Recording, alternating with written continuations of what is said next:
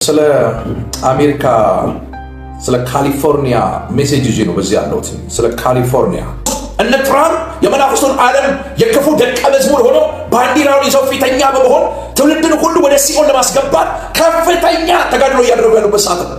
የሰለሞን መቅደስ ተሰርቶ የሚጠናቀቅበት፣ ከአሜሪካ ቴክሳስ ቀያይ ጊደሮች መስዋዕት ሆነው የሚቀርቡበት፣ የአንታይ ክራይስት የክርስቶስ ተቃዋሚ መንፈስ በተሰራው የሰለሞን የሶስተኛው መቅደስ ላይ ራሱን ማኒፌስት የሚያደርግበት ራእይ ምዕራፍ 13 14 ራእይ ምዕራፍ 16 አካል የሚለብስበት ትንቢተ ዳንኤል ምዕራፍ 9 የሚፈጸምበት ሕዝቅኤል ምዕራፍ 28 ኢሳይያስ ምዕራፍ 14 አካል የሚለብስበት የዘመን ላኪ ላይ ያለው ወዳጅ ምን እያደረክ ነው? ወይካ ንቃ። ቀን ሳለ አለ ኢየሱስ የላከኝን ፍቃድ አደርግ ዘንድ ይገባኛል። ማንም ሊሰራ የማይችልበት ሌት ይመጣል። ሌቱ እየመጣ ነው። ክረምቱ እየመጣ ነው። ጨለማው እየመጣ ነው። መከራ እየመጣ ነው። ውሽንፍሩ ውርጩ እየመጣ ነው። ረሃብ እየመጣ ነው። ስደት እየመጣ ነው። አየህ፣ ይሄ ከፋይዳ ጋር ተያይዞ የመናፍስቱ ዓለም መንግስት ትውልድን ሁሉ ወደ አንድ የዓለም ስርዓት ኒው ወርልድ ኦርደር ወዳጅ ፍልፊ ነው የምናገረው። የምሰማውን የመለኮትን ድምፅ ሳልጨምር ሳልቀንስ አመለክታለሁ ለትውልድ። ሰምቶ የሚያመልጥ ሰው ካለ ያመልጣል። ወደድክም ጠላህም አፍንጫ ውስጥ ስናጋ ገብቶ ተይዘ ተገደ እዚህ ሲስተም ውስጥ ትገባለህ። አለኝ ብለህ በምታስቆጥረው ምንም አይነት ነገር ላይ ስልጣን የሚባል ነገር እስከማይኖር ድረስ በገቨርንመንት ሲስተም ውስጥ ትገባለህ።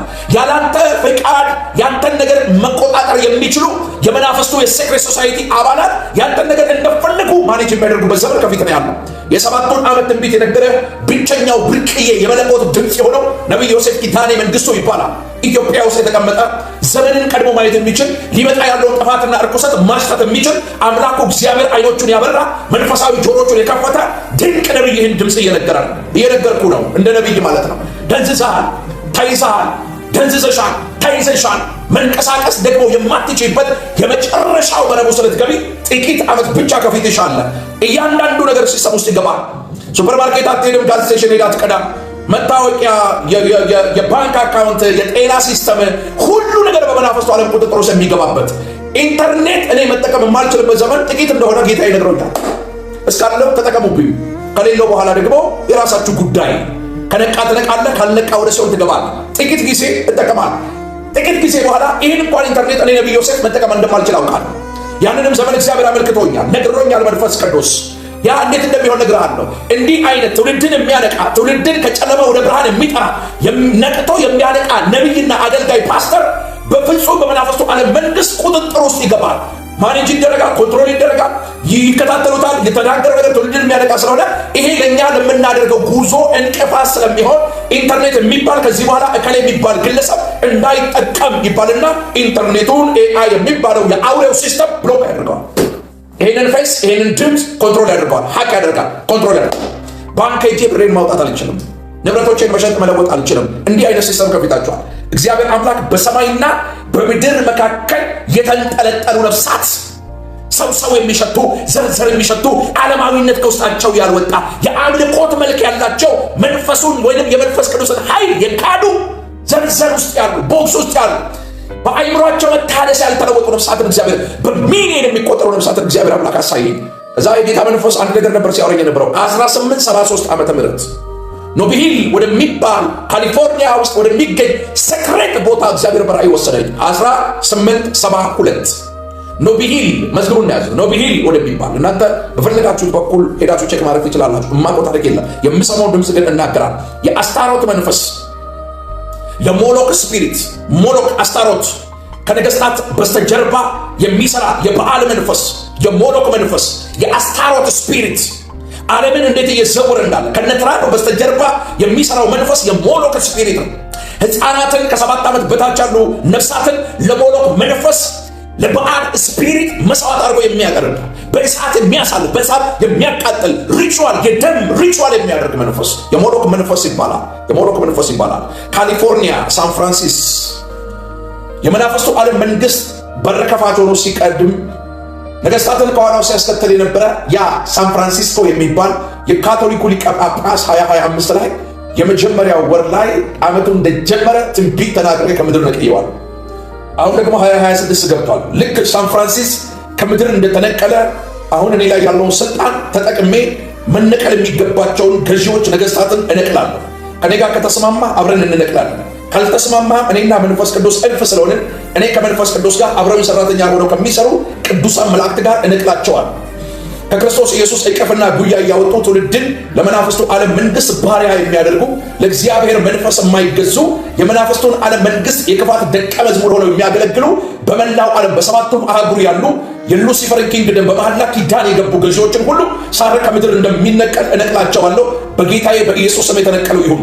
አምላኬን እግዚአብሔርን የሚቃወሙ በእግዚአብሔር ዕውቀት ላይ ከፍ ከፍ የሚሉ በጥበብ በማስተዋላቸው በመናፍስቱ ዓለም መንግስት በክፋት ዓመፅ ተይዘው ትውልድን ወደ ሲኦል ለማስገባት በርትተው 27 ሰዓት የሚሰሩ በጌታ በኢየሱስ እንዲነቀሉ አዛለሁ።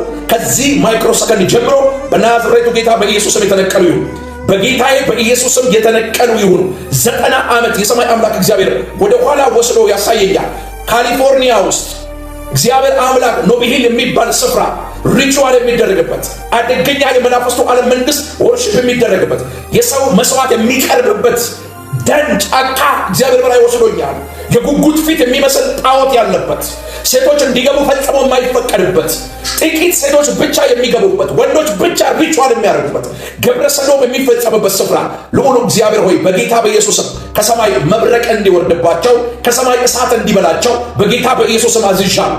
የጨለማው ዓለም መንግስት በኢየሱስም የተቃጠለ ይሁን። የርኩሳን ዓለም መንግስት በኢየሱስም የተናወጠ ይሁን። እቅዳቸው ይፍረስ፣ አጀንዳቸው ይፍረስ፣ ምክራቸው ይፍረስ፣ ሐሳባቸው ይፍረስ፣ ኔትወርካቸው ይበጣጠስ። ተፈጥሮ በእነሱ ላይ እንድትነሳ ያሉበትን ምድር የሰደድ እሳት እንዲበላው ያሉበት ምድር መሬት መናወጥ እንዲሆን ከባባድ ኪዮሶች እንዲነሱ የመሬት መንቀጥቀጥ እንዲሆን የእሳት ቃጠሎ እንዲሆን ሱናሚ እንዲነሳ በጌታ በኢየሱስም አዝዣለሁ። መንፈሳዊ ዓለም ከኔ ጋር ራይት ነው በኢየሱስም መንቀሳቀስ ጀመረ። የክርስቶስ ተቃዋሚ መንፈስ በጌታ በኢየሱስም የመለኮት እሳት ከሰማይ ወርዶ ሽብላው ሽብላው ሽብላው ሽብላው። የሞሎክ መንፈስ የአስታሮት መንፈስ በጌታ በኢየሱስም በመለኮት እሳት የተበላ ሲሆን ኢንጂሰስ ማይቲ ኔም። እጅን ቀን መዝግቡና ያዟት። ከዚህ ማይክሮ ሰከንድ ጀምሮ ያ ነቢይ ዮሴፍ እንደዚህ ብሎ ነበር ትላላችሁ። በእነዚህ በጠቀስኳቸው አገሮች ላይ የእግዚአብሔር ቃል አካል መልበስ ይጀምራል። ይሄ የስልጣን ትንቢት ይባላል። 100 አለቃውን 50 አለቃውን ከ50 ጭፍሮች ጋር ወደ ቀርሜሎስ ተራራ አናት ላይ ወደሚቀመጠው ወደ ነቢዩ ኤልያስ ላከ። ነቢዩ ኤልያስ 50 አለቃው ነው የሚለው ንጉሱ ፈጥነ ውረድ ይልሃል አለ። ምን አልከኝ አለ። ፈጥነ ውረድ ይልሃል። ከከፍታዬ ላይ የመለኮትን ድምፅ ከምሰማበት ዓለም ውረድ እያለኝ ነው። እንግዲያውስ እኔ እግዚአብሔር ነቢይ ከሆንኳል እሳት ከሰማይ ወርዶ አንተንና 50 ጭፍሮችን ይብላል። ኢሚዲየትሊ ከነቢዩ ኤልያስ ቃል በኋላ እሳት ከሰማይ ወርዶ 50 አለቃውን ከ50 ጭፍሮች ጋር በላ ይላል። ለምን መሰላችሁ? በእስራኤል ዘንድ የአቃሮንን መንፈስ ቤልዜቡልን የሚያመልክ ንጉሥ ተነስቷል። ይሄ ንጉሥ ደግሞ የአቃብ ልጅ ነው። አባቱ አመፀኛ፣ ልጅ አመፀኛ፣ እናት አመፀኛ፣ ልጅ አመፀኛ። እግዚአብሔር አምላክ በእውነት ቀብቶኝ ከሆነ በክርስቶስ ኢየሱስ መንግስት ላይ የሚቃወሙትን የክርስቶስ ተቃዋሚ መንግስት ላይ ሁሉ እኔ እሳት ከሰማይ አዝዣለሁ። ምድራቸው ትናወጥ፣ እሳት ይብላቸው። ነገስታቶችን እግዚአብሔር ከዙፋናቸው ይንቀል። በጌታ በኢየሱስም እግዚአብሔር ጣልቃ ይገባል። ትውልድ ነፃ እንዲወጣ በኢየሱስ ስም ቃል አውጥቻለሁ። 1872 የተቋቋመ የክርስቶስ ተቃዋሚ የመናፍስቱ ዓለም ከፍተኛ ኪንግደም 1872 ኖቢሂል ብዬ ነገርኳቸው። መዝግቡና ያዙት። 90 ዓመት ወደ ኋላ ይወስደኛል እግዚአብሔር። ላይብረሪ፣ የስብሰባ አዳራሽ፣ የምግብ ቦታ፣ መጠጥ ቤት ያለበት፣ ክለብ ያለበት ስፍራ፣ ሰዶም የሚፈጽሙበት ቦታ ያለው ኖቢሂል የሚባል 1872 የተቋቋመ ከ90 ዓመት ወደዚህ አክቲቭ ሆኖ በመስራት በየዓመቱ እነዚህ ዓለም ላይ ተጽዕኖ ፈጣሪ የሚባሉ ፖለቲሽያን፣ የሃይማኖት አባቶች፣ በእግር ኳሱ ዓለም፣ በጸሐፊያን ዓለም፣ ባለሀብቶች፣ ሳይንቲስቶች፣ ባስኬትቦል ተጫዋች፣ የፊልም አክተሮች፣ ዘፋኞች ወደዚህ ካሊፎርኒያ ወደሚገኝ ሪቹዋል ወደሚደረግበት ለ7 ቀን ከትመው በመግባት ሪቹዋል የሚፈጽሙበት ለመናፍስቱ ዓለም ራሳቸውን የደም ኪዳን በመግባት በመሐላ ራሳቸውን ነፍሳቸውን አሳልፈው የሚሸጡበት ስፍራ ደን ጫካ ውስጥ በዚህ ጊዜ የሕፃናት ነፍስ መስዋዕት ሆኖ መሰዊያው ላይ ይሰዋል። እግዚአብሔር ከሰማይ ይነሳባቸዋል። አምላኬ እግዚአብሔር በእውነትን ያልቀባኝ እኔ እግዚአብሔር አፍ አይደለሁም። መንፈስ ቅዱስ ጌታ እግዚአብሔር ተናግሮኛል። የጉጉት ምስል ያለው በራእይ ያየሁት ይሄ ነው። ፊቱ የጉጉት ፊት የሚመስል ሐውልት ያለበት ሰው በእሳት ቃጠሎ የሰው ነፍስ መስዋዕት ለመናፍስቱ ዓለም ለሞሎክ ስፒሪት ግብር፣ ለአስታሮት መንፈስ፣ የአስታሮት ስፒሪት የዝሙት መንፈስ ነው። በምድሪቱ ላይ የግብረ ሰዶምና የሌዝቢያንስ መንፈስ ትውልዱን አቢውዝ እንዲያደርግ የትውልድን አይምሮ ተቆጣጥሮ እንዲይዝ መናፍስቱ ዓለም መንግስት ላይ ሪቹዋል በማድረግ በሰባቱም አህጉር መንፈሱ ተሰራይቶ እንዲሰራ የሚደረግበት ስፍራ ነው። እግዚአብሔር ከሰማይ በጌታ በኢየሱስ ስም ተንቀሳቀሰባቸው። ይሄ የሞሎክ ስፒሪትና አስታሮት ስፒሪት ነገስታትን ብቻ ኮንትሮል የሚያደርግ መንፈስ ነው። ይህንን ማወቅ ከፈለጋችሁ የነገስትን መጽሐፍ አንደኛ ነገስትን ሂዱና አንብቡት ከምዕራፍ 12 ጀምሮ። ሰለሞን ለዚህ መንፈስ ነበረ፣ ለአስታሮት ለሞሎክ መንፈስ ነበረ ሲሰግድ ሲገብር ከተራራው በላይ ከለመለመ ዛፍ በታች 1000 ዕቁባትን ሰብስቦ ወርሺፕ ሲያደርግ የነበረው የንጉስ ዳዊት ልጅ ሰለሞን ነበር፣ ንጉስ ሰለሞን። ስለዚህ ስፒሪቱ የሚፈልገው ነገስታትን የሚሰራው ከነገስታት በስተጀርባ ሆኖ ነው። መንፈሱ የአሕዛብ ነገስታት መንፈስ ነው። ትንቢተ ኤርምያስ ላይ ያለ ቃል አነብላችኋለሁ። ለዚህ መንፈስ ነበር የሚሰውለት። ትንቢተ ኤርምያስ ምዕራፍ 32 ቁጥር 35 ላይ ወንዶችና ሴቶች ልጆቻቸውን በእሳት ለሞሎክ ለማቃጠል አሳልፈው ይሰጣሉ። ለማ ለሞሎክ ሞሎክ የሞሎክ መንፈስ የሰው ነፍስ በእሳት ሲቃጠልለት እርካታ የሚያደርግ ከዚህ ቃጠሎ በኋላ እርካታውን ሲቀበል ሪቹዋል ወንዶች እንዲያደርጉለት ነገስታት እንዲያደርጉለት የሚያስገድድ መንፈስ ነው። የሞሎክ መንፈስ ይባላል። የአሕዛብ ነገስታትን አይምሮ ማኒፑሌት ያደረገ ነገስታቶች ገብረ ሰዶም እንዲፈጽሙለት የሚያስገድድ አደገኛ መንፈስ ነው። ጾታ የሚያስቀይር መንፈስም ጭምር ነው። ወንዱን ወደ ሴት፣ ሴትን ወደ ወንድ የሚያደርግ ትራንስጀንደር ላይ የሚሰራ ከነገስታት በስተጀርባ የሚተጋ መንፈስ የሞሎክ ስፒሪት ነው። ነቢዩ ኤርምያስ በምዕራፍ 32 ቁጥር 35 ላይ ወንዶችና ሴት ልጆቻቸውን በእሳት ለሞሎክ ለማቃጠል አሳልፈው ይሰጣል። ለሞሎክ እንዲቃጠል አሳልፈው ይሰጣል። ለፖለቲካ ሰዎች፣ ዝነኛ ሰዎች፣ ከፍተኛ ተጽዕኖ ፈጣሪ የሚባሉ ባለሀብቶች በዚህ ስፒሪት ቁጥጥር ውስጥ የገቡ እንደሆኑ አስረግጬ ዛሬ እየተናገርኩኝ ነው። በጣም የሚገርማችሁ የሞሎክ ስፒሪት ከነገስታት በስተጀርባ የሚሰራ አማልክት ስለሆነ ምስጢሩን የገለጠበትን ሰው የገባበት ጉድጓድ ገብቶ አሳዶ ከምድር ያጠፋዋል። እንዲህ አይነት ሪስክ ወስጄ የምናገረው እግዚአብሔር ከኔ ጋር ስለሆነ ነው። የመለኮትን ድምፅ የምሰማ ነብይ ስለሆንኩኝ ሪስክ እንዳለው አውቃለሁ። ቢኮዝ እነዚህ የሞሎክ ስፒሪት ድራይቭ የሚያደርጋቸው ሰዎች የህግ ሰዎች ናቸው፣ ባለስልጣን ናቸው፣ ዝነኛ ሰዎች ናቸው። ሚዲያው በእጃቸው ነው፣ ፍርድ ቤቱ በእጃቸው ነው። ቶርች ያድርጉሃል፣ አካውንትን ይዘጉታል፣ የፈለግከውን ማህበራዊ ህይወት እንዳትጠቀም ይከለክለዋል። ቢኮዝ ምስጢራቸው እንዲገለጥና ትውልድ እንዲያመልጥ ፈጽሞ ስለማይፈልጉ። ስለዚህ እግዚአብሔር አምላክ ለሚሰሙ ይህንን ተናገረ ብሎኛል። የሺው ዓመት መንግስት ከፊታችሁ አለ።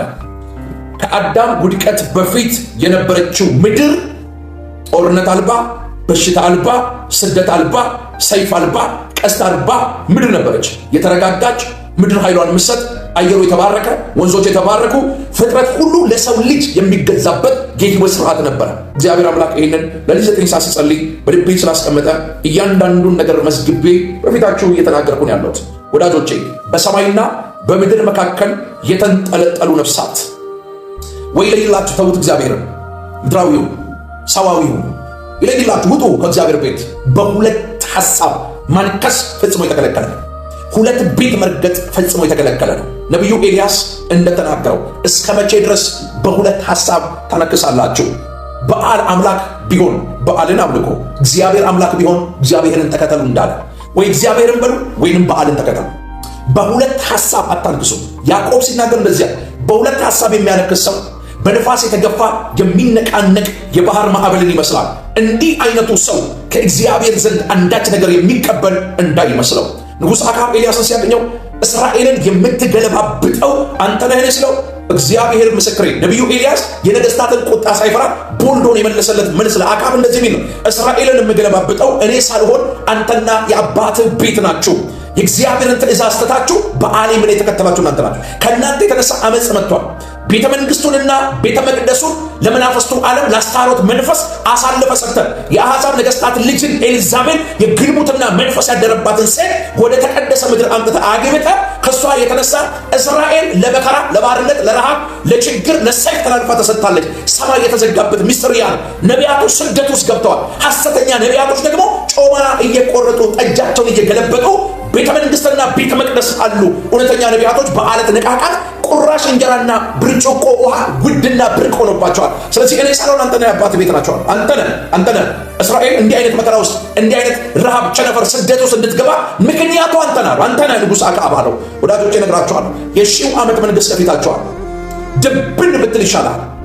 ዓለምን መስለህ ዓለምን እያሳደግ በዓለምም ሳይደላ የምታስበውን ውጤት ሳታመጣ የምታስብበት ከፍታ ላይ ሳትወጣ በዚህ ምድር ላይ ያለን ቆይታ ጨርሰ ስትሄድ በክርስቶስ በፍርድ ወንበር ፊት ቆመ ቶሎ ወደማይጠፋ ወደ እሳት ባህር ከምትጣል በዚህ ምድር ተጎሳቁለ ጨክነ ከአምላክ ከእግዚአብሔር ጋር ሰማዕት ሆነ ከምንም ነገር ተገለ በምድረ በዳ በሸለቆ አልፋ ለዘለዓለም በሺው ዓመት መንግስት ከክርስቶስ ኢየሱስ ጋር መክበር ይበልጣል ሲጮና በሺው ዓመት መንግስት ከክርስቶስ ጋር መክበር ይበልጣል በለኝ አትፍራ ይበልጣል የነማቱሳላ ዕድሜ በምድር ይሰጣል ለሺህ ዓመት መንግስት የመናፍስቱ ዓለም መንግስት ይታሰራል በብረት በትር የእግዚአብሔር ልጅ ናዝሬቱ ኢየሱስ 1000 ዓመት ምድርን ሲያስተዳድር አሕዛብን ይገዛል ከክርስቶስ ጋር አብረህ ትነግሳለህ የወጉት አይኖች ያዩታል መቃብሮች ይፈነቀላል የሚበሰብሰው የማይበሰብሰው የሚታመመው የማይታመመው የሚሞተው ስጋ የማይሞተውን ስጋ ይለብሳል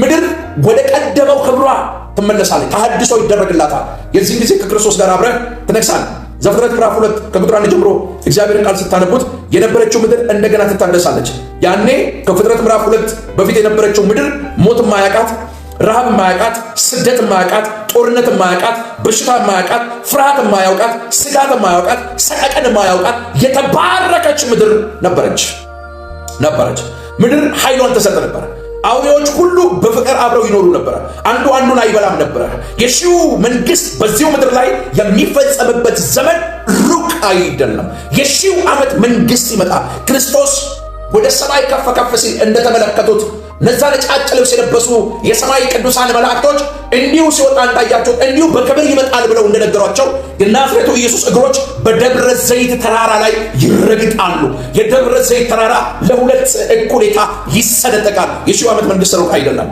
ዘመኑ እንዳለቀ አውቆ ነው የሉሲፈር ኪንግደም በከፍተኛ መረባረብ ትውልድን ወደ ሲኦል ለማስገባት እየተጋ ያለው ግዴለም ኤፍራጥስ እየደረቀ ነው ፈጽሞ ይደርቃል ከሩቅ ምስራቅ የፑቲን ስሮ መንግስት የጎግን ጦርነት አስከትቶ ይመጣል እግዚአብሔር አምላክ በሕዝቅኤል 38 እና 39 እንደተጻፈው ስናጋ በዚህ አስገብቶ ያመጣዋል የእግዚአብሔር ክንድ እንዲገለጥ እግዚአብሔር ተዋጊ ስሙም እግዚአብሔር እንደሆነ ሊያሳይ እግዚአብሔር አምላክ ሩቅ ምስራቅ በፉጨት ይጠራቸዋል ምርኮ ለመበዝበዝ መጥተው አለቀው 7 ወር ሙሉ ሬሳቸው 7 ዓመት ሙሉ ይዘው የገቡትን የጦር መሳሪያ እስራኤላውያን እያነደዱ የሚያበስሉበት የሚመገቡበት ዘመን ከፊት ነው ያለው ይሄንን አትሞትም በሕይወት አለ እኔም በሕይወት አለሁ እናየዋለን አብረን ስለዚህ አሁን የመናፍስቱ ዓለም መንግስት ዘመኑ እንዳለቀ ያውቃል ዘመንን በደንብ ነው አንደርስታንድ የሚያደርገው ስለዚህ ምን ያደርገው በመላው ዓለም ከተማና ገጠር ትውልድን ሁሉ ጠቅልሎ ኢሳይያስ እንደተናገረው ሲኦል አፏን ከፍታለች ያለ ልክ ሆዷን አስፈታለች ብሎ እንደተናገረ ትውልድን ሰብስቦ ለመናፍስቱ ዓለም መንግስት ለማስገበርና ለማሰገድ በግንባራችንና በቀኝ እጃችን የ666 ቁጥር ማይክሮቺፕ ለማስቀበር እየሰራ እየተጋ ያለበት ሰዓት ነው ዓለምን እግዚአብሔር አባባት በልጁ በክርስቶስ ኢየሱስ መጠቅለል እንደሆነ ዓላማው የመናፍስቱም ዓለም መንግስት ዓለምን ሁሉ ጠቅልሎ በክፋትና በአመፅ ለሉሲፈር ኪንግደም ማስገዛት ማንበርከክና ማሰገድ ቢኮዝ የአውሬውን ምስል ተከትለው ወርሺፕ የሚያደርጉና ግንባራቸውንና ቀኝ እጃቸውን ለመናፍስቱ ዓለም መንግስት ለማይክሮቺፕ አሳልፈው የሚሰጡ በጠቅላላ በእግዚአብሔር ኪንግደም ውስጥ እድል ፈንታ የላቸውም እንዴ ምን ሆናቸዋል 144,000 ደናግል ኢየሩሳሌም ውስጥ ያሉ ዕብራዊ ራባዮች አሉ በመላው ዓለም ወንጌል ለፍጥረት የሚሰብኩ ወንጌል እንደገና ደምቆ የሚታይበት በመላው ዓለም ወንጌል የሚሰበክበት በማይገባ ስፍራ ቆሞ ከ3 ዓመት ተኩል በኋላ በ3 ዓመት ተኩል ውስጥ የሰላም አምባሳደር ሆኖ የሰላም ሰባኪ ሆኖ የሰላም ምንጭ ሆኖ የአንታይ ክራይስት ስፒሪት በኢየሩሳሌም ራሱን ይገልጣል ከሐሳብ ነገስታት ጋር እርቅና ስምምነት ያደርጋል ፒስ ኤንድ ሴኩሪቲ ብሎ ይመጣል ወዳጄ እኮ ይኸውልህ መንፈስ ዓለምን በደንብ ስለማሸት እየነገርኩ ነው ስለነቃው ንቃ እያልኩ እያነቃው ነው ያለሁት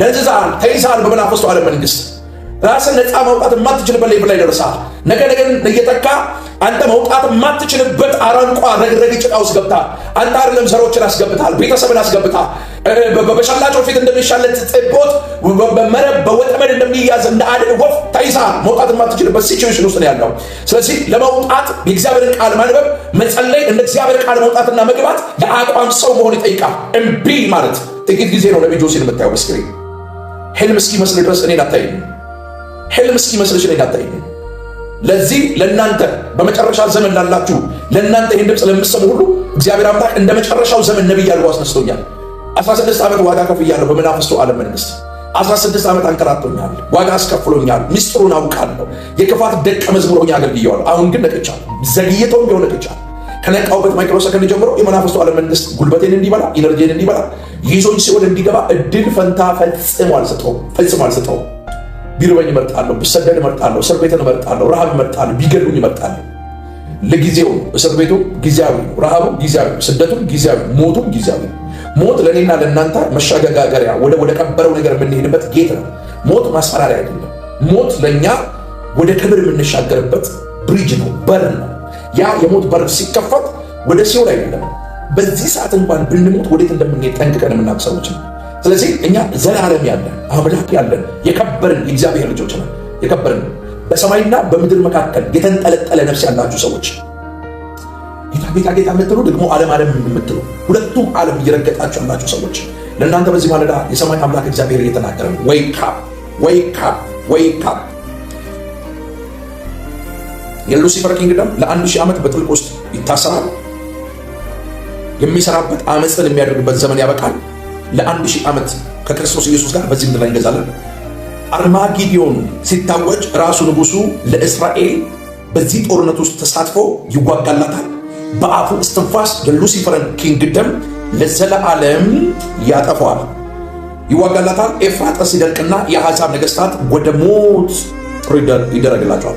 የጎግ ማጎግ ጦርነት በዚህ ምድር ላይ የሚደረገው የመጨረሻው ጦርነት ነው የተባለው። የመጨረሻው የዓለም ጦርነት የሚታወጅበት ዘመን ሩቅ አይደለም። እግዚአብሔር ከሰማይ በእሳት የሚያጠፋበት 144,000 አይሁዳውያን በዓለም ሁሉ ላይ ወንጌልን ለአሕዛብ ነገሥታት የሚሰብኩበት ዘመን ከፊታችን አለ።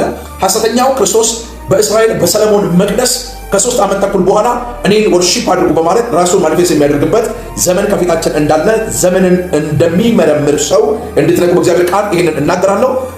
ቃል የምትጽፉ ሰዎች ጻፉ። ራእይ ምዕራፍ 13፣ ትንቢተ ዳንኤል ምዕራፍ 9፣ ራእይ ምዕራፍ 16፣ ራእይ ምዕራፍ 14፣ ሕዝቅኤል ምዕራፍ 28፣ ራእይ ምዕራፍ 19፣ ሕዝቅኤል ምዕራፍ 38፣ ሕዝቅኤል ምዕራፍ 39፣ ዘካርያስ ምዕራፍ 12። እነዚህን መጽሐፍ ሶፎንያስ ሙሉ መጽሐፍ ነው። ሶፎንያስ ትንቢተ ሶፎንያስ በጥንቃቄ ያንብቡት። በሰማይ ሃሌሉያ እያለ ይቀጥላል። ምዕራፍ 19 ላይ በጣም ዲፕ የሆነ ነገር ይናገራል። የመጨረሻውን ዘመን እሱን እንድታነቡ ዛሬ አሳይመንት ለእናንተ ሰጣችሁ። ከፊታችን ያለው ዘመን የመጨረሻው አንዱ ፍጻሜ የሚከናወንበት የእግዚአብሔር ኃይል እርኩሳን መናፍስቶች የሚታሰሩበት፣ ቅዱሳን መላእክቶች ከቅዱሳን ጋር ህብረት የሚያደርጉበት በዚህ በመጨረሻው ዘመን ለእኛ አቅምና ብርታት ከመንፈስ ቅዱስ ጸጋ የሚጨመርበት ዘመን እንደሆነ ይህን ታውቁ ፈልጋለሁ። አንደኛ ተሰሎንቄ ምዕራፍ 4 ላይ ያለውን ቃል ብዙዎቻችሁ ታውቁታላችሁ። በታላቅ ቀንደ መለከት ድምፅ ጌታ ራሱ ወደ ምድር የሚወርድበት አንደኛ ተሰሎንቄ ምዕራፍ 4 አካል የሚለብስበት ቤተክርስቲያን የገሃነም ደጆች አይቋቋሟትም ተብሎ የተነገረላት ቤተክርስቲያን በዚህ በዘመን ላቂ ትውልድን ከመናፍስቱ ዓለም መንግስት ጋር ደም እስከ ማፍሰስ ድረስ መጋደል የሚችሉበትን ሰማያዊ ጸጋ ከማካፈል ይልቅ ቤተክርስቲያን ሰው ዘርዘር የሸተተችበት ትውልድን ከማስተማር ይልቅ ነዋይን የምታሳድድበት ዘመን ስለሆነ እኔ እግዚአብሔር በሰጠኝ ሁሉ አጋጣሚ ትውልድ መታጠቅ እንዳለበትና መሰዊያውን አድሶ ከመናፍስቱ ዓለም መንግስት ጋር መፋለም እንዳለበት አስተምራል። እግዚአብሔር ለዚህ ስለቀባኝ፣ እግዚአብሔር ለዚህ ስለሾመኝ የተሰጠኝን ዕንቁ አልቀብረው። ጌታ ኢየሱስ ለዘላለም የተባረከ። ቤተክርስቲያን ከፖለቲካ ጋር ተጋብታለች። ቤተክርስቲያን ዘር ውስጥ ገብታለች። ቤተክርስቲያን ራስ ተኮር ሆናለች። የመንፈስ ቅዱስ ማደሪያ የሆነውን ክቡር ሰው ከመቅደሷ ገፍታ እያወጣች ድንጋይ በድንጋይ ላይ እያከማቸች እያካበተች ግንብ እየገነባች ትውልድን በግንብ እያስደነቀች ናለች። በዚህ መካከል ትውልዱ ሁሉ በማይረባ ነገር ተይዟል። ለማይረባ አእምሮ ተላልፎ ተሰጥቷል። የምታዩት ዩቲዩቡ፣ የምታዩት እያንዳንዱ ሚዲያ፣ እያንዳንዱ ቲክቶኩ፣ እያንዳንዱ የእናንተ ባልሆነ ጉዳይ ላይ አእምሯችሁን ቢዚ የሚያደርግ መንፈሳችሁን የሚያወርድ የምትሰሙት ባድ ኒውስ፣ እርኩሰት፣ አመፅ በጠቅላላ ሆን ተብሎ ሰዎች ከመንፈስ ዓለም ተፋተው ከምድር ጋር እንዲጋቡ ተስፋ እንዲቆርጡ አምላክ እንደሌለ እንዲሰማቸው የሚያደርግ አንዱ ትውልድን ከእግዚአብሔር ኪንግደም ተላጥቀው የሚያወጡበት የመናፍስቱ ዓለም የአመፅ መረብ እንደሆነ እንድታውቁ። ሰነፍ ግን ይላል መጽሐፍ ሲናገር በልቡ አምላክ የለም ይላል። ወዳጅ አንተ ከሰነፍ ጋር እንዴት አምላክ የለም ትላለህ? አምላክ አለ፣ የሚታደግ የሚያድን የሚያወጣ ባለሙሉ ስልጣን ሉዓላዊ የሆነ አምላክ አለ። ይህ ጌታ ሲመጣ ለሁሉም እንደ ስራው መጠን ይከፍላል። ከዚህ ጌታ ጋር መስማማትና መጣበቅ ትልቅ ጥበብ ስለሆነ አብረህ ህብረት እንድታደርግ አብረህ ከእሱ ጋር እንድትጣበቅ ነፍስ እስከ መስጠት መስዋዕት እስከ መሆን ድረስ ጨክነህ አባቶች ባለፉበት የህይወት መስመርና ጎዳና እንድታልፍ ዛሬ እግዚአብሔር ቃል አነቃለሁ። ስለዚህ የተሰሎንቄ መጽሐፍ እንደሚናገር በታላቅ ቀንደ መለከት የክብር ንጉሥ የሆነው የናዝሬቱ ኢየሱስ ወደዚህ ምድር ምን ይላል? ይመጣል። ኢየሱስ የወጉት አይኖች ያዩታል፣ መቃብሮች ይከፈታል። የሚበሰብሰው የማይበሰብሰውን፣ የሚታመመው የማይታመመው፣ የሚሞተው የማይሞተውን የሚለብስበት ዘመን ሩቅ አይደለም።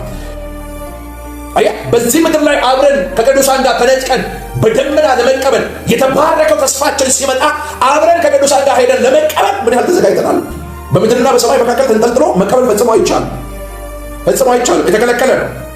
ይወርዳል የናዝሬቱ ኢየሱስ። ከዛም በጌታ አምነው የሞቱትን አንቀድማቸውም። የመለከት ድምፅ ሲሰማ የሞቱት ከመቃብር የሚበሰብሰው የማይበሰብሰውን ይለብስና እኛም ሕያው የሆንን በቅስፈት ዓይን እንለወጥና የናዝሬቱ ኢየሱስን በክብር ከቅዱሳን ጋር አብረን ኅብረት በማድረግ ለመቀበል ወደ ደመና የምንወሰድበት ዘመን ሩቅ አይደለም። የሚሞተው የማይሞተውን፣ የሚበሰብሰው የማይበሰብሰው፣ የሚታመመው የማይታመመውን፣ ግራፊቲ የማይይዘውን፣ የመሬት የስበት ሕግ የማይሰለጥንበትን ሰማያዊ አካል ለብሰን ሙሽራውን ለመቀበል ምን ያህል ተዘጋጅተናል ነው። ምን ያህል ሃሌሉያ! ክብር ለመንፈስ ቅዱስ ይሁን። ትንቢተ ዳንኤል የሰባው ዓመት ሱባኤ በሁላችሁ ፊት የተገለጠ ነው። አስቀድሜ ተናግሬያለሁ። ቃሉን በማስተዋል አንብቡት። ልክ ቤተክርስቲያን ስትወሰድ ሰባው ሱባኤ ይሞላል። ኢየሱስ በመስቀል ላይ ሲሰቀል 62ኛው ሱባኤ ነበር። ጌታ በመስቀል ላይ ሲሞት 69ኛው ሱባኤ ሞላ። ይህ ማለት ጌታ ሞቶ ከተነሳበትና ትንሣኤ እስከሚሆንበት ጊዜ ድረስ 69ኛው ሱባኤ ነው። ከዛም ቤተክርስቲያን ስትወሰድ 70ኛው ሱባኤ ይፈጸማል፣ ይሞላል። ያን ጊዜ የሰባቱ ዓመት ታላቁ መከራ በዚህ ምድር ላይ ይጀምራል። ይሄ ማለት ምን ማለት ነው? በማቴዎስ ወንጌል ምዕራፍ 24 ላይ የተነገረ ፕሮፌሲ አካል ይለብሳል። ማቴዎስ ምዕራፍ 24 ላይ ዓለም ከተፈጠረ ጀምሮ ሆኖ የማያውቅ ታላቅ መከራ በዓለም ሁሉ ላይ ይመጣል። ልክ 70ኛው ዓመት ሲሞላ ቤተክርስቲያን ስትወሰድ ቢኮዝ አሁን ከልካይ የሆነው መንፈስ ቅዱስ ስላለ መንፈስ ቅዱስን አልፎ ርኩሱ መንፈስ መስራት ስላልቻለ እየተገደበ እየተከለከለ ስለሆነ ከፍተኛ ቀውስ ውስጥ ያለው የመናፍስቱ ዓለም መንግስት ይሄ 69ኛው ሱባኤ ከሞላ በኋላ መንፈስ ቅዱስ የሚሰራበት የምህረት ዘመን ልክ እንደተፈጸመ ፍጻሜውን ሲያገኝ 70ኛው ዓመት ሲሞላ 70ኛው ሱባኤ ሲፈጸም ቤተክርስቲያንን መንፈስ ቅዱስ ሲነጣት ቤተክርስቲያን ስትወሰድ የሰባቱ ዓመት የመከራ ዘመን ምን ማለት ነው? ያለ አንዳች ከልካይ የመናፍስቱ ዓለም የዓመፅ በትሩን በዓለም ባለ ህዝብ ሁሉ በስጋ ለባሽ ላይ የሚገልጥበት ያን ጊዜ የሰባቱ ዓመት የመከራ የሰው ልጅ በሞትን እየናፈቀ ሞት ከሰው ልጅ የሚሸሽበት ዘመን ሲመጣ ማለት ነው። በዓለም ተሰምቶ የማይታወቅ መከራ ይሆናል። ማቴዎስ 24 አካል ይለብሳል። ምን ማለት መሰለህ? ንጥቀት አይደለም የሚሆነው። ካፒቴኑ ፕሌን እያበረረ ክርስቲያን ቢሆን ካፒቴኑን ይነጠቃል ማለት ነው። ባቡር ድራይቭ የሚያደርገውን፣ መርከብ የሚነዳውን፣ መኪኖች ድራይቭ የሚያደርገውን፣ በክርስቶስ ኢየሱስ ሞትና ትንሣኤ አምኖ የዳነውን ክርስቲያን ወንድምህና ክርስቲያን እህትህን አስብ። ልክ እነዚህ ሰዎች በክርስቶስ ኢየሱስ የተለያየ ፕሮፌሽን ውስጥ ሆነው እየሰሩ የነበሩ በስጋ በአካል የነበሩ ሰዎች ልክ የንጥቀቱ ስራ ሲከናወን መንፈስ ቅዱስ እነሱን ሲወስዳቸው ይዘውሩት ይነዱት የነበረ ነገር ከነሱ ቁጥጥር ውጪ በሚሆንበት ሰዓት ላይ ምን አይነት ኬዎስ ነው በዓለም ላይ ሊፈጠር የሚችለው? ማለት ከሰማይ ፕሌኑ መጥቶ ህንፃ ላይ ሲወድቅ፣ ትላልቅ ባሶች መስመር ለቀው ሰው ቤት ላይ ሲወጡ፣ መርከቦች አቅጣጫቸውን ስተው ወደ ባህር ዳርቻ ሲወጡ ምን አይነት ኪዮስ፣ ምን አይነት ቀውስ፣ ምን አይነት ረብሻ፣ ምን አይነት ነውጥ፣ ምን አይነት ሞት ሊፈጠር እንደሚችል አስባል። ለዚህ ነው መጽሐፍ ቅዱስ ማቴዎስ 24 ላይ ዓለም ከተፈጠረ ጀምሮ ሆኖ የማያውቅ ታላቅ መከራ የሚለው ታላቅ መከራ። ቢኮዝ ይሄ የ70 ዓመት ሱባኤ ፍጻሜ የሚያገኝበት የመጨረሻው መጨረሻ ምድር ተገፍታ ወደ አንድ ጠርዝ የተወሰደችበት ክርስቶስ ኢየሱስ በብዙ ቀንደ መለከት በክብር ከሰማይ ሊመጣ ያለበት ዘመን ላይ ያላችሁት ራሳችሁንና ዘሮቻችሁን አስመልጡ። አሁን መንፈስ ቅዱስ ስላለ የ666 ስፒሪት በምንም ተአምር መስራት አይችልም። ያው የኢዮሳፍትን ሸለቆ ታውቁታላችሁ። የኢዮሳፍት ሸለቆ ማለት ነቢዩ ኤልያስ የነበረበትን የቀርሜሎስ ተራራ ታስታውሱታላችሁ። ዲቦራ መሳፍንት መጽሐፍ ላይ ነቢይ ዲቦራ እነ ባርቅን አስከትታ ታላቁ ጦርነት የተካሄደበት ስፍራ የኢዮሳፍት ሸለቆ ይባላል። እዚህ ኢዮሳፍት ሸለቆ የሚባለው እንደ ሳራ በረሃ ያለ ምድረ በዳ እዚህ ቦታ ነው የጎግ ማጎግ ጦርነት የሚከናወነው። ቀላል እንዳይመስልህ ምድር እስከ ፈረስ ልጓም ድረስ በደም የምትጠለቅለቅበት የደም ጎርፍ በምድር ላይ የሚፈስበት ዘመን ነው። በዚህ ጊዜ ከክርስቶስ ኢየሱስ ጋር የተጣበቁ ሰዎች ብቻ ናቸው የሚያመልጡት። ክርስቶስን በልባቸው ዙፋን ላይ እንደ ነፍሳቸው እረኛና ጠባቂ አድርገው የተቀበሉ ሰዎች ብቻ ናቸው ማምለጥ የሚችሉት። ሕዝቅኤል ምዕራፍ 38 እና 39ን አንብቡት። በሺው ዓመት መንግስት ሰይጣን የለም አይገዛም። ከዚህ ጦርነት ከዚህ ስቃይ በአፍ ውስጥ ትንፋስ ከጠፋ በኋላ የሰማይ አምላክ እግዚአብሔር በዚህ ምድር ላይ የሚያደርጋቸው በጣም የከበሩ ነገሮች አሉ። ቴንኪዩ አመሰግናለሁ። መላእክቱ በጥልቁ ጉድጓድ ውስጥ ተዘግቶባቸዋል፣ ታስረዋል። ከክርስቶስ ጋር ለ1000 ዓመት በዚህ ምድር ላይ የምትገዙበት ዘመን ይመጣል። የ1000 ዓመት መንግስት በዚህ ምድር ላይ ምድር ወደ ቀደመዋ ክብር ተሐድሶ ወደሚደረግበት ምድር ትመለሳለች። ለምድር ታድሶ ይሆናል። ለፍጥረት ሁሉ ታድሶ ይሆናል። ምድር ወደ ቀደመው ክብር ትመለሳለች። ለአዳም ተሰጥቶት የነበረ በምድር ላይ ግዛ፣ ውጣ፣ ግባ፣ ስፋ፣ ተባዛ የተባለው አዳም፣ የገዢነት ስልጣን ብሪሊያንት የሆነው አዳም ምድርን ሲገዛ የነበረበትን የቀደመውን ከውድቀት በፊት የነበረችውን ምድር አስባት። የምድር አራዊት ሁሉ በፊቱ ሲያልፉ እያንዳንዱ ሰው የሚያወጣውን አዳም አስቡት። ብሪሊያንት የሆነውን ጂኒየስ የሆነውን አዳም አስቡት። ክርስቶስ ኢየሱስ የተወሰደበት ከውድቀት በኋላ ቀንባሯ የጠፋውን የእብዶች ማሳ የመሰለችውን ምድር ክርስቶስ ኢየሱስ ቀራንዮ መስቀል ላይ በከፈለው ዋጋ የሞትን ኃይል ከመናፍስቱ ዓለም መንግስት እጅ ላይ ወሰደና ሞት ሆይ መውጊያ የታለ? ሲኦል ሆይ ድል መንሻ የታለ? ሲኦልን ድል ነስተው ላይን ኦፍ ይሁዳ ይሄ ድንቅ አምላክ የሞትን ጣራ አጥፍቶ ሲኦልን ድል ነስቶ ወደ ሲኦል የገባው ትውልድ ሁሉ ከመናፍስቱ ዓለም መንግስት በዝብዞ ሲኦልን ባዶ አድርጓል። ሃሌሉያ! ከዚህ ጌታ ጋር 1000 ዓመት በዚህ ምድር ላይ እንገዛለን። ኢየሱስ በስጋ እንደዚህ ተቀለ ይፍላሽ በስጋ ነው እዚህ ምድር ላይ 1000 ዓመት የሚገዛው። አምባይቱን ጽዮን ተቆጣጥሮ በኢየሩሳሌም ዙፋኑን አስቀምጦ የ1000 ዓመት መንግስት በዚህ ምድር ላይ ይመጣል። ያን ጊዜ በምድር ላይ ቀድሞ የነበረው ተሐድሶ፣ ቀድሞ የነበረው ሰላም፣ ቀድሞ የነበረው አስተዳደር፣ ቀድሞ የነበረው ፍቅር፣ ቀድሞ የነበረው ህብረት፣ ቀድሞ የነበረው አስደናቂና አነጋጋሪ ሰላም በምድር ላይ ይመጣል። አያ ፒስ ኤንድ ሴኩሪቲ ብሎ ሲመጣ በኒውዮርክ አሜሪካ የአውሬውን ምስል በራእይ ዳንኤልና ሐዋርያው ዮሐንስ ያዩትን ይሄ የነብር አካል ያለው ጥፍራሙ የንስር ክንፍ ያለው ፊቱ የድብና አንበሳ የሚመስለውን አቆመው ምድር ሲባል ፒስ ኤንድ ሴኩሪቲ። ወዳጄ የመናፍስቱ ዓለም መንግስት ሰላምን ደህንነትም ሰጥቷል። ለምሳሌ የኖቤል ሽልማት ይገባኛል ብሎ ትራምፕ ሲነሳ ራሱን የሰላም አምባሳደር፣ የሰላም ምንጭ፣ የሰላም ሁሉ ሪሶርስ አድርጎ ነው የትራምፕ መንግስት እየሰራ ያለው። እና ትራምፕ ሲጀመር መንገድ ጠራጊ ነው፣ ነግሬያቸዋለሁ። መንገድ ጠራጊ ነው። ነገ ከነገ ወዲያ ምናልባት የመናፍስቱን ዓለም ከፍተኛ መንፈስ ተላብሶ በሰለሞን ቤተ መቅደስ ኢየሩሳሌም ላይ ወደ ኢየሩሳሌም እንዴት እንዳመጣ ታውቃላችሁ? መቀመጫው ሰው ራሱ ትራምፕ በሰለሞን መቅደስ ላይ ሰርቶ የሚጨርሰው ራሱ ትራምፕ ስለሆነ ራሱን አያም ክራይስት ብሎ የሰላም አምባሳደሩ ኔኒ ብሎ ራሱን ሊገልጥ ይችላል። እና የሆነ አውሬ እንዳትጠብቁ፣ በሰው በስጋ ለባሽ ነው ሁለንተናውን መንፈሱ የተቆጣጠረው አካል ልክ እንደኔና እንዳንተ ሰዋዊ በሆነ ቋንቋ የሚናገር ከምዕራብ ወይም ከዚህ ከአሜሪካ ምድር ወይም ከኢየሩሳሌም ወጥቶ ስራውን የሚሰራ አንታይ ክራይስትን በዚህ ምድር ላይ የሚገልጠው ማለት ነው። ለዛም ነው አሁን ዓለም በጣም ቢዚ ናት። 24 ሰዓት ነው የምትሰራው። እዚህ በኩል ይሰራል፣ በዚህ በኩል ካሜራ፣ በዚህ በኩል ምናምን ቨርቹዋል ዓለሙን ዲጂታል አይዲ የውላ ተጨንቀ እንቅልፍ የላቸው። እንቅልፍ ያሳጣቸው ነገር የኢየሱስ መምጣት ስለቸኮለባቸው ነው። ለእኛ ለተመረጥነው ለምርጦቹ ሲል እግዚአብሔር ዘመኑን አሳጥሮታል። ዘመኑ 7 ዓመት መሆኑ እንዴት ደስ ይላል! ትንሽ ይላል። በዚህ በ7 ዓመቱ የመከራው ዘመን ውስጥ ነው ብለው የሚጨክኑ ራዕይ ምዕራፍ 14 የተጻፈላቸው ሰማዕት የሚሆኑ ሐዋርያው ዮሐንስ የጠየቃቸው 24ቱ ሽማግሌዎች እነዚህ በእጃቸው የዘንባባ ዝንጣፊ ነጫጭ ልብስ ለብሰው የማያቸው እነማን ናቸው ብሎ የጠየቀው ከታላቁ መከራ የመጡ ናቸው ተብሎ የተጻፈላቸው። ከታላቁ መከራ ማለት ታላቁ መከራ የ7 ዓመቱ የመከራ ዘመን ነው።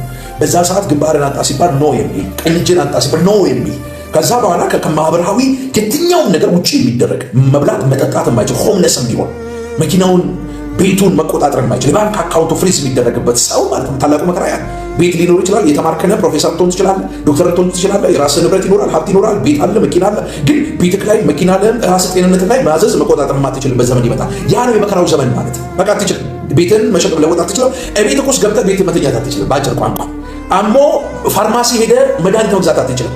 ርቦ ሱፐርማርኬት ገብተህ የሆነ ሙዝና ዳቦ ገዝተህ መብላት አትችልም። በቃ እያንዳንዱን የዓለም ላይ ያለውን እያንዳንዱን ነገር የመናፍስቱ ዓለም መንግስት ኮንትሮል ያደርጋል። እና ኤአይ ራሱ አይፈቅድልህም። እዚህ አሁን ራሱ ዩቲዩብ ላይ ይህንን አማርኛ ማውራውን በስነ ስርዓት አቀላጥፎ የሚሰማ ኤአይ እንዳላቃል አቀላጥፎ የሚሰማ እኔ ከማውራው አማርኛ በሚጣፍጥ በሚበልጥ አማርኛ አቀላጥፎ የሚያወራ ኤአይ እንዳላቃል። ስለምን እያወራው ስለምን እየሰበኩ እንደሆነ ያውቃል። ስለዚህ ቁጭ ብሎ ይገመግማል። ቪዲዮን ቪአር አያወጣውም፣ ብዙ ሰው እንዲያየው ያደርጋል። ከዛ በኋላ ይገመግማል። ይሄ ልጅ ኢትዮጵያ ነው የሚቀመጠው፣ ዲጂታል አይዲ ይሄ ነው። ስለዚህ ይሄ ልጅ ከዚህ ሲስተም ውጪ ማድረግ አለብን እንደሚል ያውቃል። ኤአይ እየነገርኩ ነው የማወራ እግዚአብሔር መንፈስ ውስጥ ሆኜ ነው። ኢን ጂሰስ ማይቲ ኔም መንግስት ይገለበጣል፣ እሳት ከሰማይ ይበላል። ይሄን አውቃለሁ። በደንብ ነው አማርኛ የሚሰሙ በደንብ።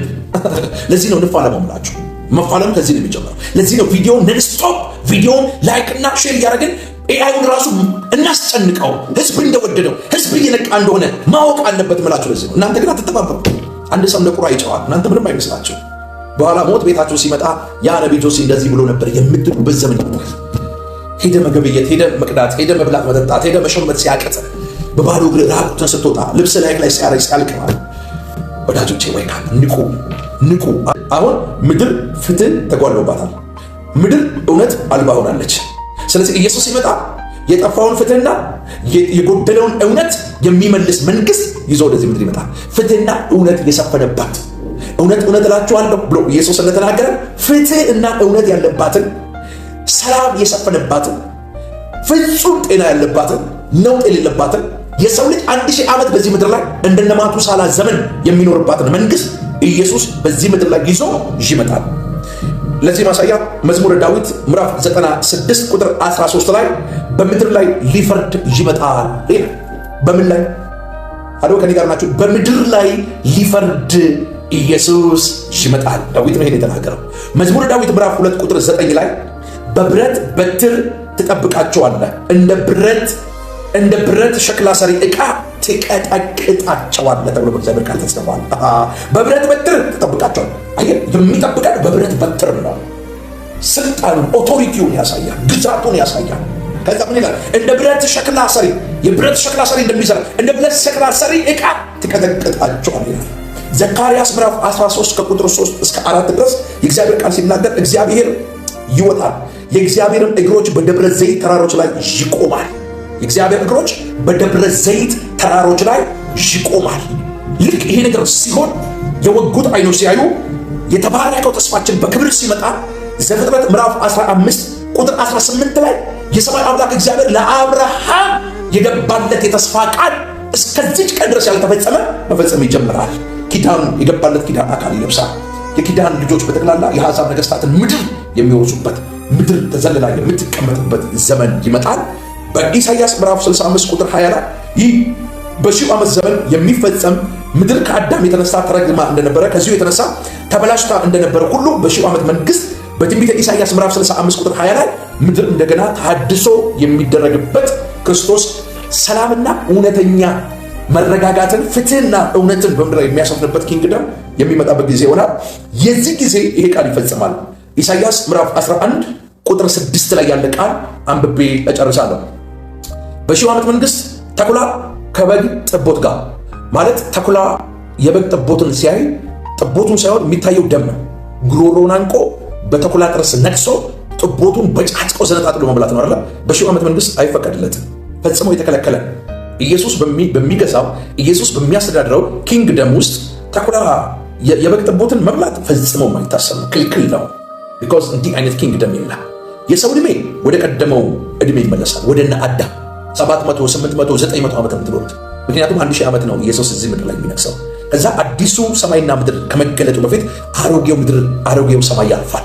አዲሲቷ ሰማያዊ አዲሲቷ ምድር ጽዮናዊ ሰማያዊ ያቺ የተባረከች ዓለም ተገልጣ ስትመጣ ለዘለዓለም ከክርስቶስ ጋር እንኖራለን። ባህር ውስጥ ተንፋስ የጠፋ ሉሲፈር ኪንግደም ከሲኦል ቶሎ ወደማይጠፋ ወደ እሳት ባህር ይጣላል። ያኔ ሁሉ ነገር ያበቃል። ክርስቶስ ብቻውን ይገዛል። ይሄ የፀሐይ የቤት መብራትም የፀሐይ መብራትም የጨረቃ ብርሃንም የማያስፈልግበት በጉ ክርስቶስ ኢየሱስ ብርሃን የሚሆንበት በመካከላችን ሙሽራ ክርስቶስ ኢየሱስ የሚመላለስበት ከሱ መገኘት የተነሳ ምድር ዝም ብላ የምታበራበት ዘመን ይመጣል። ስለዚህ መጽሐፍ ይላል ተኩላ ከበግ ጥቦት ጋር ይቀመጣል፣ ነብርም ከፍየል ጥቦት ጋር ይተኛል። ነብር ከፍየል ጥቦት ጋር ሲተኛ አስቡት፣ ምን አይነት ፒስ ነው ያለው? እውነተኛ ሰላም ይሄ ነው። ትክክለኛ ሰላም ይሄ ነው። ነብር ከፍየል ጥቦት ጋር አብሮ ይተኛል አለ መጽሐፍ ቅዱስ። አብሮ ምን ይላል? ይተኛል። ጥጃና የአንበሳ ደቦል ማለት ጥጃውን አስቡትና የአንበሳ ደቦል ጉልበታም የሚሰብር አድቅቆ ገንጥሎ ዘንጥሎ የሚበላ የአንበሳው ደቦል ዋው ፍሪዳም ይልና በአንድነት ያርፋሉ፣ ታናሹም ልጅ ይመራቸዋል። በአንድነት የአንበሳ ደቦል ከፍሪዳ ጋር የአንበሳ ደቦል ከጥጃ ጋር አብሮ ያርፋሉ፣ አብሮ ይተኛሉ። እኔ የሚገርመኝ እኮ ይሄ ኪንግደም ሲመጣ በዚህ ምትባል ይሄ ደግ ጌታ አንበሳውን ገለባ ያበላል፣ አንበሳ ሳር ይበላል። አንበሳ ሳር ትበላለህ። ሳር ይሄ አሁን የምታዩት ምድረ በዳ ስናየው ሰውነታችንን ብርክ የሚይዘን የሚያንቀጠቅጠን ከግርማው የተነሳ ፊቱን ማየት የምንፈራው አንበሳ ወዳጄ ገለባ ይበላል፣ አንተ ሳር ያበላዋል። የኔ ጌታ ሳር ብላ ይለዋል። ሳር የሚበላበት ዘመን ይመጣል። ምን ችግር አለበት? ፍጥረታትን ሁሉ ካለመኖር ወደ መኖር ያመጣ አልፋ ኦሜጋ፣ ሰማይ ዙፋኑ፣ ምድር የእግሩ መረገጫ የሆነችለት ፍጻሜ የሌለው የንጋት ኮከብ የሆነ ፊተኛና ኋለኛ የሌለው የማይመረመር አምላክ እንደ በግ ጸጉሩ እንደ በረዶ ነጭ ጸጉሩ ያሉት አይኖቹ የእሳት ነበልባል የሚመስሉ ፊቱ እንደ ፀሐይ የምታበራ ከሁለት ወገን የተሳለ ስለታም ሰይፍ ካፉ የሚወጣ ድምፁ እንደ ብዙዎች ሆኑለት ደረቱን በወርቅ መታጠቂያ የታጠቀ ወገቡ የጽድቅ ትጥቅ የሆነችለት እግሮቹ የነጠሩ የጋለ ናስ የሚመስሉ ሰባቱን የወርቅ መቅረዝ ሰባቱን ከዋክብት በእጆቹ የሚይዝ በምድር ከፍታዎች ላይ የሚረግጥ በደመናት ላይ የሚራመድ ተራራና ኮረብቶችን በሚዛን የሚመዝን አሕዛብ በገንቦ እንዳለ ጠብታ የሚቆጠር ለአባቶቻችን የገባውን የተስፋ ቃል የሚፈጽም ለቃሉ ታማኝ የማንም እንባ ባለ ዕዳ ያልሆነ አንካሳውን የሚጠግን እውሩን የሚያበራ ጎባጦችን የሚያቀና ምድረ በዳሽን የሚያለመልም ሸለቆሽን የሚሞላ ተራሮችን ተንታላ ሜዳ የሚያደርግ ፍጥረታትን ሁሉ ካለመኖር ወደ መኖር የገለጠ አዳምን ከምድር አፈር የጠፈጠፈ የሕይወትን እስትንፋስ እፍ ያለበት ሕይወት ሰጪ የሆነው መንፈስ ቅዱስ መለኮት ይህንን ማድረግ ሚሳን ይመስላል። ስሙ ለዘላለም የተባረከ ይሁን። ሃሌሉያ! እንዲህ አይነት ድንቅ ጌታ ነው የምናመልከው። ተኩላ ከበግ ጥቦት ጋር ይቀመጣል፣ ነብርም ከፍየል ጥቦት ጋር ይተኛል። ጥጃና የአንበሳ ደቦል ፍሪዳ በአንድነት ያርፋሉ፣ ታናሽ ብላቴና ይመራቸዋል። ላምና ድብ አብረው ይሰማራሉ፣ ግልገሎቻቸውም በአንድነት ያርፋሉ። አንበሳው እንደ በሬ ገለባ ይበላል። አንበሳው እንደ በሬ ገለባ ይበላል። አንበሳን ገለባ የሚያበላ የኔ ድንቅ አምላክ ስሙ ለዘላለም የተባረከ ይሁን። አንበሳው እንደ በሬ ገለባ ይበላል አለ ኢየሱስ መጣል። አንበሳ ያን አስፈሪ ስጋ ዘነጣጥሎ የሚበላውን አንበሳ እንደ በሬ ገለባ የሚያበላ አንበሳውን ገለባ የሚያበላ አምላክ፣ አንበሳውን ገለባ የሚያበላ አምላክ፣ አንበሳውን ገለባ የሚያስግጥ አምላክ ስሙ ለዘላለም የተባረከ። ይሄ የሚሆነው በሺህ ዓመት መንግስት ነው። ኢየሱስ ለዘላለም ጌታ የምናመልከው የምንከተለው የምንሰግድለት ጥበባችንን ማስተዋላችንን ወስደን የምንሰጣው የዘመናችን ቁጥር ላንተ ይሰዋ የምንለው አምላክ ልክ እንደ በሬ አንበሳን ገለባ የሚያበላ አምላክ ስላለን ነው። ዋው! አንበሳው እንደ በሬ ገለባ ይበላል። የሚጠባው ሕፃን በእባብ ጉድጓድ ላይ ይጫወታል። ጡት የጣለው ሕፃን በእፉኝት ቤት ላይ እጁን ይጭናል። በተቀደሰው ተራራዬ ሁሉ ላይ አይጎዱም አይጠፉምም። ውሃ ባህርን እንደሚከድን ምድር እግዚአብሔርን በማወቅ ትሞላለች። ውሃ ምድርን እንደሚከድን ምድር እግዚአብሔርን በማወቅ ትሞላለች። ምድር እግዚአብሔርን በማወቅ በሺህ ዓመት መንግስት ይሄ ነገር በሚገርም ሁኔታ አካል ይለብሳል። የምናመልከው የምንሰግድለት እንዲህ አይነት ድንቅ አምላክ ነው። ስሙ ለዘለዓለም የተባረከ ይሁን። ስብከቴን ጨርሻለሁ፣ በሰማይ መልእክቴንም ጨርሻለሁ። ፕሮፌሲ በመሃል ነግራቸዋለሁ።